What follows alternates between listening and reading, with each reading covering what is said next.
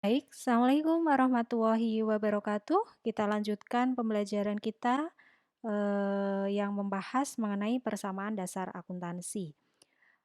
Persamaan dasar akuntansi ya, itu rumusnya adalah aset sama dengan kewajiban plus ekuitas. Apa itu aset? Aset adalah kekayaan yang dimiliki oleh perusahaan atau sumber daya yang dikuasai oleh perusahaan. Nah, aset ini terbagi menjadi dua gitu ya. Aset berwujud dan aset tidak berwujud. Aset berwujud itu contohnya apa gitu ya? Aset berwujud ini adalah aset yang bisa dilihat dengan mata. Berarti contohnya apa? Ketika saudara mengatakan misalnya, oh tetangga saya itu loh kaya. Saudara bisa mengatakan tetangga saudara itu kaya, pasti lihatnya adalah apa yang terlihat oleh mata. Contohnya apa? Rumahnya bagus, memiliki mobil bagus. Nah ini, maka saudara bisa mengatakan dia kaya. Nah ini. Nah kemudian kalau di dalam perusahaan aset berwujud, berarti contohnya apa ya? Berarti bangunan dari perusahaan itu sendiri, ada kendaraan gitu ya, ada mesin ya untuk produksi, ada kemudian komputer. Nah, ini adalah aset. Uang. Nah, ini adalah aset berwujud. Nah, sekarang aset tak berwujud. Kalau aset tak berwujud, ini kebalikannya, berarti aset tersebut itu tidak bisa dilihat ya secara fisik atau tidak bisa dilihat oleh mata. Nah, contohnya apa? Contoh aset tak berwujud ini bisa seperti hak paten gitu ya. Kemudian hak cipta, franchise ini adalah aset perusahaan yang tidak dilihat, tidak bisa dilihat dan fisiknya juga tak terlihat gitu ya. Nah, sekarang saya masuk ke kewajiban. Apa itu kewajiban? Kewajiban adalah hutang perusahaan masa kini yang mana itu terjadi pada masa silam. Jadi singkat kata, ketika bicara kewajiban itu adalah hutang yang dimiliki oleh perusahaan.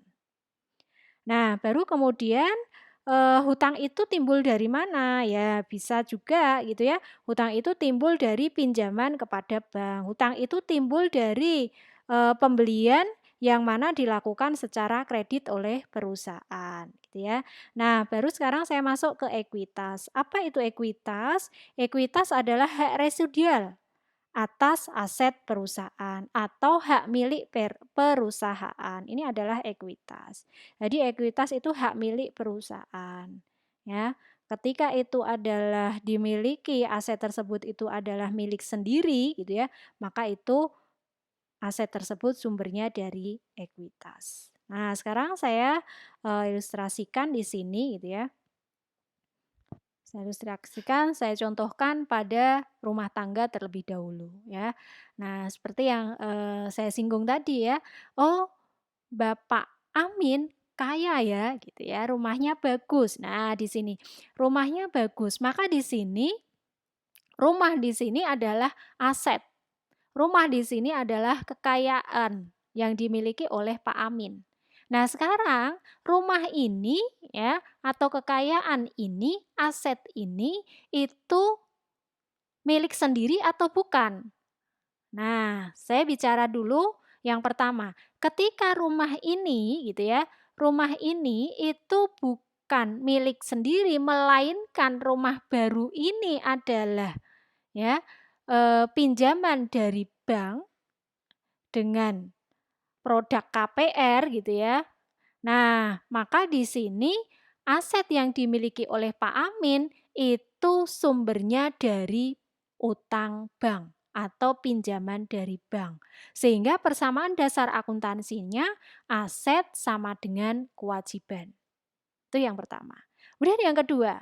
Nah, yang kedua, oh aset ini gitu ya, aset ini, rumah baru ini itu bukan pinjam dari bank, melainkan gitu ya, melainkan Pak Amin membeli rumah barunya dengan uang tabungan yang dimiliki selama 5 tahun.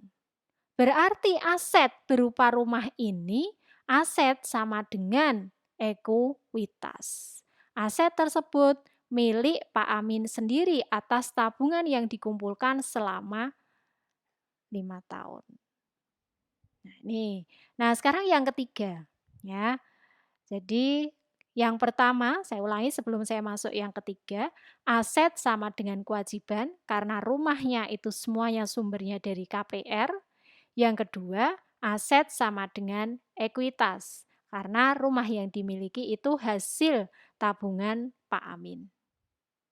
Yang kemudian dari tabungan yang terkumpul dibelikan sebuah rumah. Sekarang yang ketiga, aset sama dengan kewajiban plus ekuitas. Nah, ini bicara asetnya berupa rumah.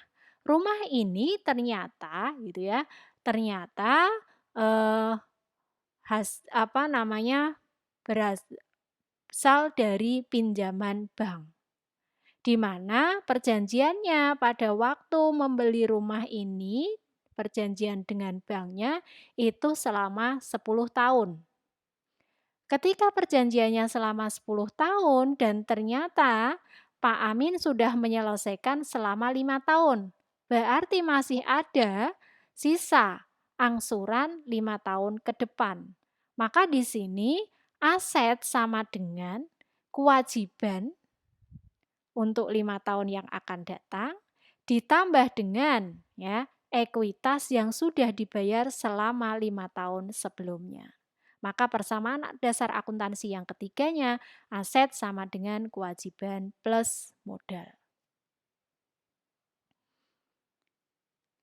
Sekarang, dari persamaan dasar akuntansi itu bisa ditarik menjadi sebuah laporan keuangan.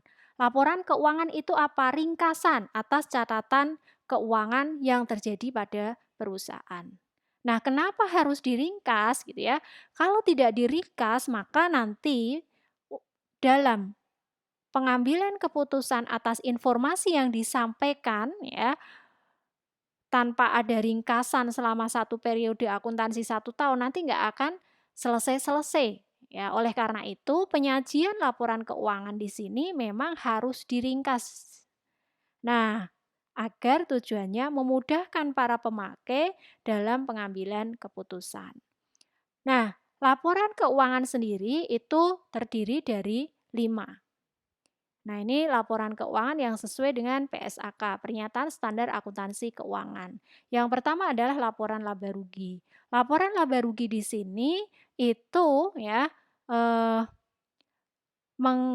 tujuannya itu untuk mengetahui laba atau rugi perusahaan dalam satu periode. Tergantung periodenya, mau periode bulanan atau mau periode tahunan. Nah, kemudian yang kedua ini adalah laporan perubahan ekuitas. Laporan perubahan ekuitas ini adalah laporan perubahan modal. Selama satu periode, modal perusahaan bertambah atau tidak. Ketika modal bertambah, maka itu digunakan untuk tambahan modal periode yang akan datang. Sekarang laporan yang ketiga, yaitu laporan posisi keuangan. Laporan posisi keuangan di sini adalah laporan yang mana menunjukkan posisi keuangan perusahaan. Aset yang dimiliki oleh perusahaan tersebut itu milik sendiri atau bukan. Kalau milik sendiri, berarti perusahaan tersebut memang benar-benar kaya. Tapi kalau misalnya sebagian bukan milik sendiri, melainkan pinjaman bank, nah berarti di sini perusahaan harus memperhatikan keberlangsungan perusahaan tersebut. Kemudian yang keempat, ini adalah laporan arus kas, yaitu berkaitan dengan arus kas yang terjadi di dalam perusahaan. Baru laporan yang kelima, ini adalah catatan atas laporan keuangan. Nah, catatan atas laporan keuangan inilah yang menjelaskan ya menjelaskan atas penjelasan dari keempat laporan keuangan tersebut. Sehingga di dalam catatan atas laporan keuangan di sini mengupas mengenai metode apa, contohnya ya, metode apa yang digunakan oleh perusahaan dalam melakukan pencatatan. Maka ini disampaikan secara detail. Nah, contohnya ya saya sampaikan di sini. Contoh laporan keuangan di sini ada perusahaan Tanah Laut Tbk. Kalau bicara TBK berarti di sini adalah jenis perusahaannya, oh mohon maaf, bentuk perusahaannya adalah perseroan terbatas. Nah, seperti yang saya sampaikan di, akuntansi pengantar sebelumnya gitu ya, perseroan terbatas. Berarti, asetnya itu dimiliki oleh banyak pihak dalam bentuk apa? Saham. Nah, ini contoh dari laporan posisi keuangan pada perusahaan terbuka. Maka di sini aset ya, aset terbagi dua di sini disampaikan aset lancar, aset tidak lancar. Apa itu aset lancar, aset tidak lancar? Di semester 2 nanti kita bahas secara detail gitu ya. Nah, aset sama dengan gitu ya. Jadi total aset di sini itu harus sama dengan kewajiban plus modal. Nah, ini liabilitas atau kewajiban ditambah dengan ekuitas atau modal. Sehingga jumlahnya harus sama. 54, 8, 62, 4, 7, 4. Makanya di sini harus sama. Nah, nih. Jadi jumlah aset sama dengan kewajiban ditambah ekuitas. Sesuai dengan persamaan dasar akuntansi. Nah, kemudian sekarang saya masuk ke laporan laba rugi. Ya, laporan laba rugi. Laporan laba rugi di sini adalah perbandingan antara pendapatan dan beban. Jadi pendapatannya berapa ya, dikurangi atas beban-beban perusahaan. Sehingga menemukan apa yang namanya laba atau rugi perusahaan. Nah, di sini perusahaan ya, laba kotornya ya, ini 1.200.000.000, laba bersihnya, nah ini bisa dilihat ya. Oke, itu untuk laporan laba rugi. Nah, sekarang saya contohkan untuk laporan perubahan ekuitas. Laporan perubahan ekuitas ini adalah laporan perubahan modal, yang mana modal sebelumnya berapa, ditambah dengan adanya laba, maka menghasilkan modal akhir yang digunakan untuk ya operasional di periode yang akan datang. Nah, itu.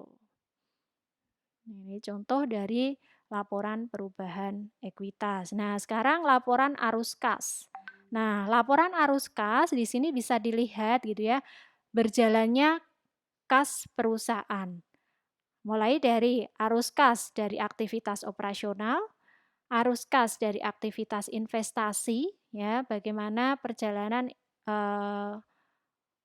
investasi atas kas perusahaan, kemudian arus kas dari aktivitas pendanaan, ya.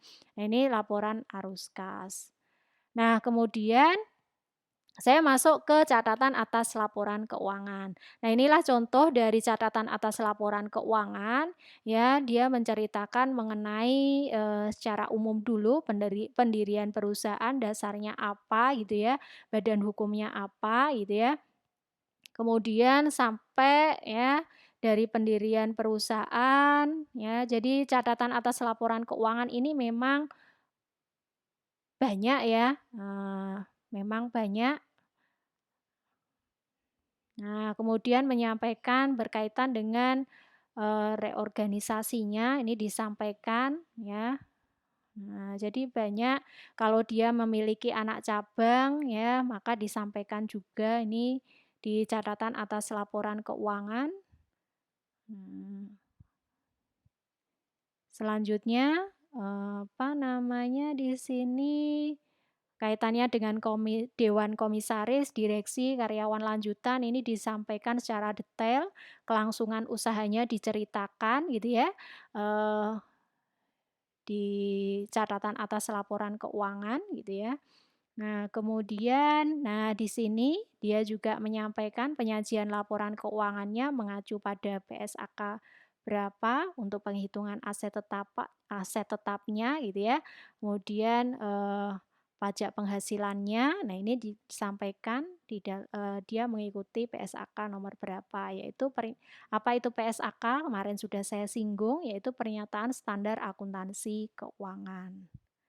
Nah itu jadi itu, banyak hal memang ya kalau saya kupas lebih dalam nanti nggak selesai-selesai gitu ya. Tapi setidaknya saudara mengetahui bahwa, laporan keuangan itu ada 5 dan itu memang benar-benar disajikan oleh perusahaan apalagi pada perusahaan yang sudah terbuka atau perusahaan yang go public atau perusahaan yang sahamnya dimiliki oleh banyak pihak atau masyarakat. Maka yang menginvestorkan atau menanamkan modal pada perusahaan ini, dia harus juga ya, mengetahui atas laporan keuangan yang sudah disampaikan. Nah, sebelum laporan keuangan ini dipublikasikan, ini tentunya diaudit terlebih dahulu. Oleh siapa? Yang kemarin saya singgung ya, yaitu kantor akuntan publik, begitu. Sehingga, laporan keuangan yang sudah dipublikasikan kepada masyarakat secara umum ini benar-benar sudah, sudah diperiksa. Nah, begitu dari saya pada pertemuan kali ini, terima kasih. Saya akhiri, assalamualaikum warahmatullahi wabarakatuh.